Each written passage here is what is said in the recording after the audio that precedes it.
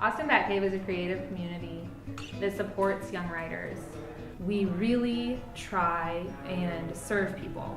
We try and serve everybody, and we try and make the experience of being involved with Austin Batcave as amazing as possible for everybody involved, whether it's a donor or a funder or a child.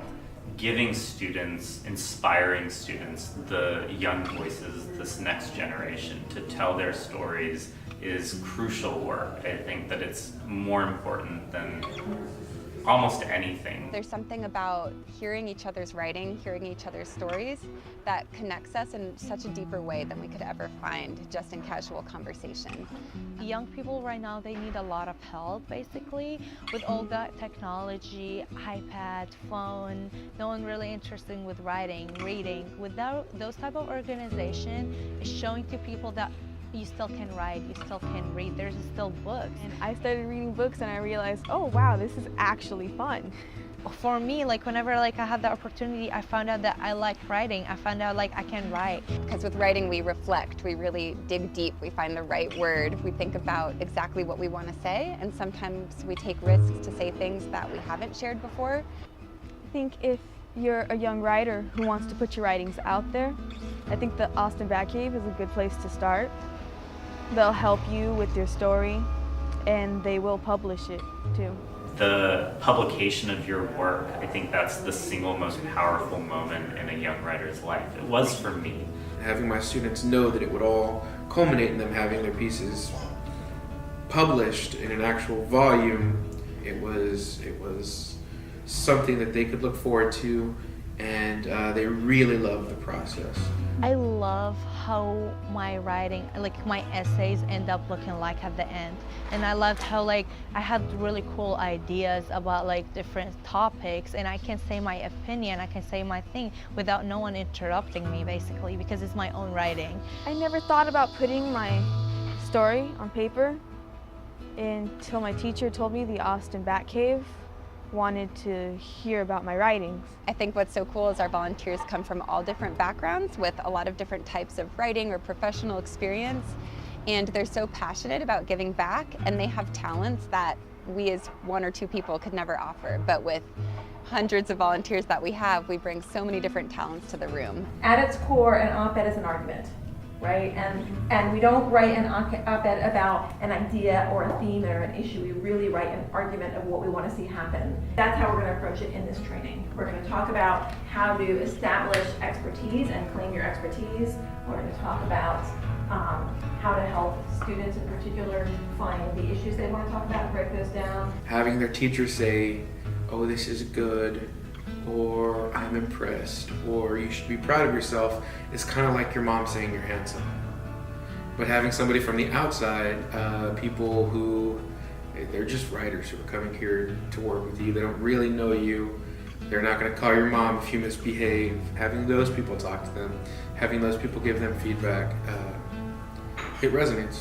What we're concerned about is how can we get us, you, three-dimensional you, on a two-dimensional piece of paper. And that's hard work. That's why writing is such hard work.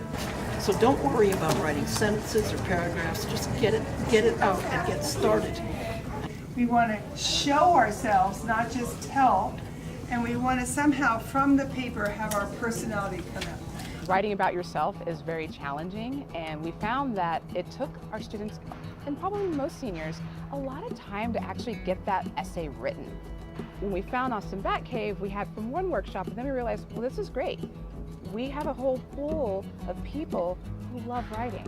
Wouldn't it be great if we had those individuals who have a passion for writing work with our students who are first-generation college students, and they got to work together for a year to actually start to develop that individual voice, that voice as a writer. And more than just bringing volunteers to those programs, we want to train the people in those communities, the parents, the people who are committed to those kids.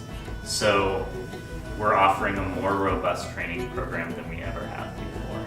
Being able to reach out to Austin Batcave and say, hey, can we put together a one-day workshop, and can we get some of your volunteers to kind of help us with this, and that being an easy resource.